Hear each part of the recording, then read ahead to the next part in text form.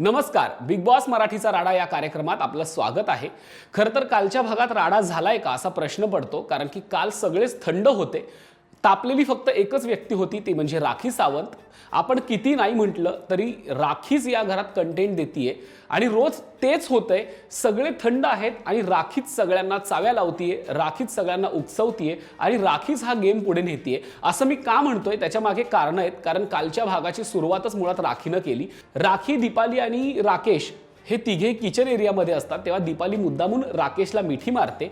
राखीला कुठेतरी हे सहन होत नाही। तितक्यात राकेश रेवाचं कौतुक करतो की तू खूप सुंदर दिसतेय वगैरे, पण राखीला हे सहन होत नाही, कारण की राखीने आपला स्वतःचा स्टँड घेतलेला आहे की तिला राकेश आवडतो, तिचं राकेशवर प्रेम आहे। त्यामुळे राकेशच्या जो कोणी जवळ जाईल त्याला राखी त्रास देत असते आणि काल राखीने तिथूनच ड्रामाला सुरुवात केली। ती राकेशच्या मागे हात धुवून लागते, रेवाच्या अंगावर जाते, दीपालीच्या अंगावर जाते आणि एक पद्धतीने ड्रामा क्रिएट करून राखी स्वतःला आणि घराला जागा ठेवतीये। पुढे सुद्धा हा ड्रामा राखीने कंटिन्यू केला। जेव्हा राखीला कळलं की रेवा काहीतरी खातीये आणि तो जो बाउल आहे तो राकेशचा आहे, हे जेव्हा कळलं तेव्हा राखी जाते, तिच्या त्या बाउल मधली सफरचंद सगळीच्या सगळी बेडवर उलटी करते आणि तो बाउल स्वतःकडे ठेवते आणि सांगते की राकेशच्या बाउलला कोणी हात लावायचा नाही।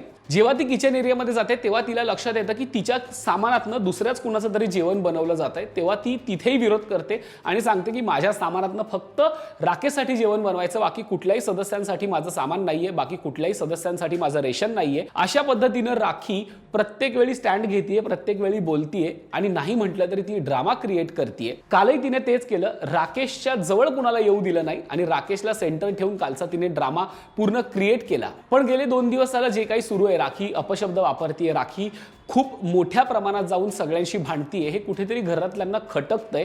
यावर काल अनुश्रीने सुद्धा नाराजी व्यक्त केली की आजपर्यंत मला तिच्याविषयी आदर होता, पण इथून पुढे राखीविषयी कुठला आदर नाहीये, ती माझ्या मनातनं पडली, ती ज्या पद्धतीनं खेळतीये ते खूप चुकीचं आहे। तर दुसरीकडे प्राजक्ता सुद्धा राखीला समजवायला जाते की तू घरातल्यांना चांगलं करण्यासाठी, त्यांना जागं करण्यासाठी स्वतःला का वाईट करून घेतीये। पण त्यावेळी सुद्धा राखी प्राजक्ताला थेट हकलून देते। ती बोलते की माझ्या कॅप्टन्सी रूम मध्ये यायचं नाही आणि मी जे काही करते त्याच्याशी तुला काही घेणं देणं नाही, निघायचं बघ। आणि हे सांगायला प्राजक्ता जेव्हा अनुश्रीकडे येते तेव्हा अनुश्री म्हणते तू का इतका अपमान करून घेते, तिचं हे खूप वाढत चाललंय आणि आपण तिला का सहन करतोय असा प्रश्न अनुश्री विचारते। तेव्हा प्राजक्ता खूप छान उत्तर देते की आपल्याला माहिती आहे की ती ड्रामा क्रिएट करते, हे सगळं वागते ते खोटं आहे, खरी राखी तशी नाहीये आणि हे आपल्याला मान्य करावं लागेल की खरी राखी वेगळी आहे, जी कदाचित कुणालाच कळलेली नाहीये आणि ती जे काही करते तो ड्रामा आहे। केवळ घरातल्या सदस्यांना काहीतरी खुराक मिळावा, त्यांनी खेळावं, त्यांनी बोलावं, घरात ड्रामा क्रिएट व्हावा म्हणून राखी हे सगळं करतीये। एकीकडे बिग बॉसने समज देऊन सुद्धा राखी आणि राकेशची लव्ह स्टोरी काही थांबत नाहीये, राखी राकेशच्या पाठी हात धुवून लागलीये। तर दुसरीकडे काल रेवा आणि सागरची एक वेगळीच केमिस्ट्री पाहायला मिळाली, दोघांमध्ये खूप छान नातं तयार झालंय। काल रेवाने स्वतःच्या हाताने सागरला सफरचंद भरवलं, त्यावेळी सागर म्हणाला याला म्हणतात प्रेम आणि हे प्रेम वाढत चाललंय। त्याच वेळी प्राजक्ता म्हणते की कालच बायकोचं पत्र आलंय, हे विसरू नको आणि हे ऐकताच सागर हसतो, सफरचंद त्याच्या घशात अडकतं, पण तो म्हणतो की काही हरकत नाही, बायको म्हणाली काळजी नसावी, म्हणजे तिला खात्री आहे की आपला नवरा कुठे चुकणार नाही। कुठेतरी घरात हे हेल्दी कन्व्हर्सेशन सुद्धा होतंय, पण कुठेतरी ही सगळी मंडळी थंड पडल्यासारखी वाटतायत। प्रत्येक वेळी त्यांनी शिवीगाळ करावी, भांडणं करावी अशातला भाग नाहीये, पण प्रेक्षकांच्या मनोरंजन काय, प्रेक्षकांना एंटरटेन कसं होणार, कंटेंट कसा मिळणार याचा कुणीच विचार करत नाहीये। सगळे केवळ आपलं चाललंय ना म्हणून चालू देत आहेत आणि कदाचित याच गोष्टीसाठी राखीला घर हातात घ्यावं लागतंय, राखीला सगळ्यांशी पातळी सोडून बोलावं लागतंय। काल मी म्हटलं होतं की राखी सावंत पातळी सोडतीये, याच्याविषयी भाऊने बोललं पाहिजे, तिला देखील धारेवर धरलं पाहिजे, पण आता परिस्थिती अशीच आहे की हे काहीच करत नाहीये, त्यामुळे यांना झोपेतनं जागा करण्यासाठी तिला हा स्टँड घ्यावाच लागतोय असं कुठेतरी दिसतंय। अर्थात आम्ही समर्थन नाही करत आहोत, पण कुठेतरी राखी जे वागतीये त्याच्यामुळेच घर चालू आहे, घरात ड्रामा क्रिएट होतोय। ही सगळी मंडळी इतकी शांत आहेत की काल अनुश्रीने एक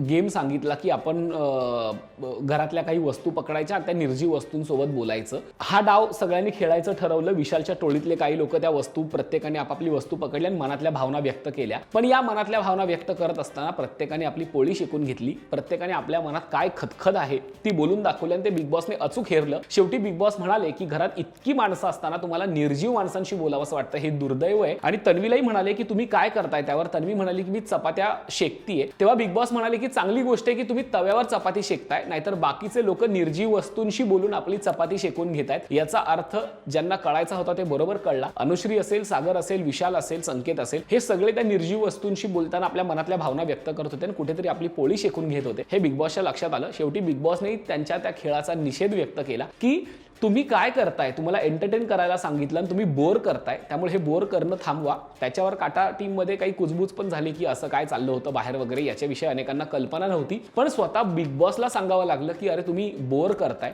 याच्याहून दुसरं दुर्दैव नाहीये, कारण की घरातल्या खेळाडूंना सांगावं लागतंय की तुम्ही एंटरटेन कमी आणि बोर जास्त करताय. आणि खरंच कधी कधी खूप बोर होतं. एखादा विषय किती ताणायचा, कुठे संपवायचा हे घरातल्या सदस्यांना 9 आठवडे होऊ नये कळत नाहीये. त्याच्यानंतर येतो टास्क, जो अत्यंत महत्त्वाचा असतो, ज्याच्यामध्ये डेंजर की पासून वाचण्यासाठी सदस्यांना संघर्ष करायचा आहे. ज्यांच्याकडे डेंजर की आहे त्यांना ती ट्रान्सफर करायची संधी आहे आणि ज्यांच्याकडे नाहीये त्यांना स्वतःला वाचवायचंय, असा हा टास्क असतो. पहिली फेरी अत्यंत उत्तम पार पडते, पण दुसऱ्या फेरीला राकेश चीटिंग करतो. राकेशला असं वाटत होतं की मी खेळात काहीतरी ट्विस्ट घेऊन येईल, पण मस्करीची कुस्करी होते. तो डाव पूर्णतः रद्द करावा लागतो. शेवटी बिग बॉस चिडतात आणि नाईलाजाने या खेळामध्ये बिग बॉस 3 सदस्यांच्या डेंजर की, ज्या सदस्यांकडे डेंजर की नाहीये अशांकडे पास करायचं ठरवतात.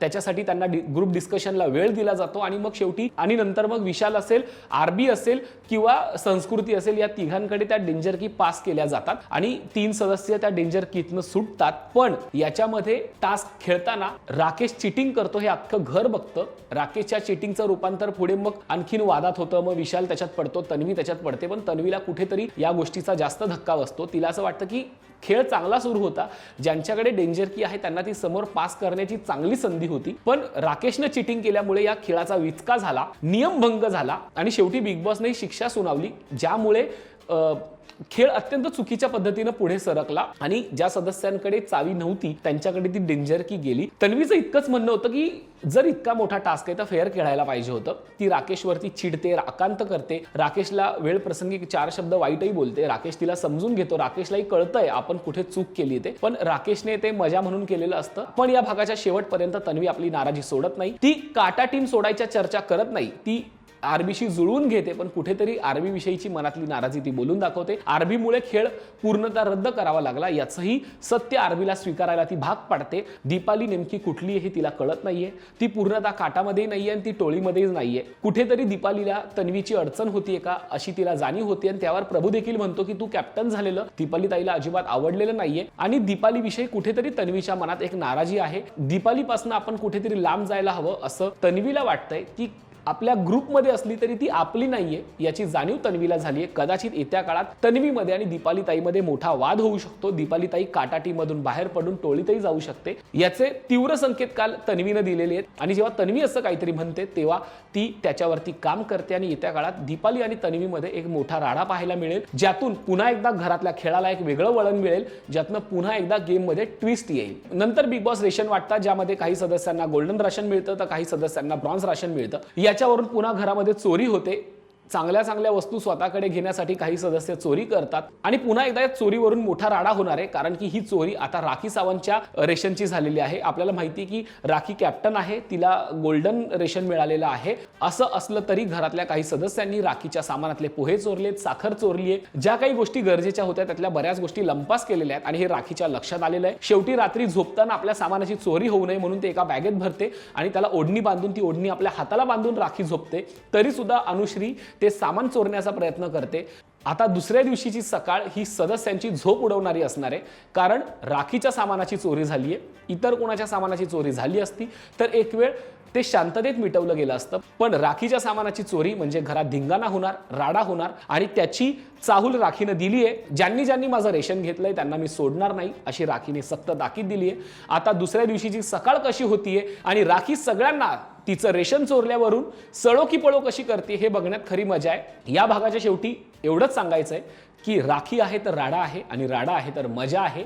राखीशिवाय घराला मजा नाही, राखीशिवाय राडा नाही आणि किती नाही म्हटलं तर बाकीचे सदस्य जे काही 10-12 सदस्य आहेत त्यांना राखी पुरून उरतीये. त्यांचा खेळ आपल्याला एंटरटेन करत नाहीये, त्यांच्यामुळे आपल्याला बोर होतंय आणि राखीमुळे आपल्याला मजा येते. हे आपल्याला स्वीकारायला हवं. याच नोटवरती थांबूया बिग बॉस मराठीच्या राड्यामध्ये. पण जाता जाता तुमच्यासाठी प्रश्न आहे, खरंच एकदा तरी राखी या बिग बॉसची विनर व्हावी असं तुम्हाला वाटतंय का? की राखी जर विनर झाली तर ती पुढच्या सीझनमध्ये दिसणार नाही आणि प्रेक्षकांना तितकंसं मनोरंजन होणार नाही. त्यामुळे राखीने विनर होऊ नये, प्रत्येक सीझनमध्ये येत राहावं आणि प्रेक्षकांचं मनोरंजन करावं असं तुम्हाला वाटतंय. जे काही आहे ते कमेंट करून नक्की कळवा. राखीचा डाव कसा वाटतोय, राखीचा खेळ कसा वाटतोय याविषयी बोला. तोपर्यंत इथेच थांबूया आणि पाहायला विसरू नका बिग बॉस मराठीचा राडा, फक्त आणि फक्त राजश्री मराठी शोबजवर. धन्यवाद.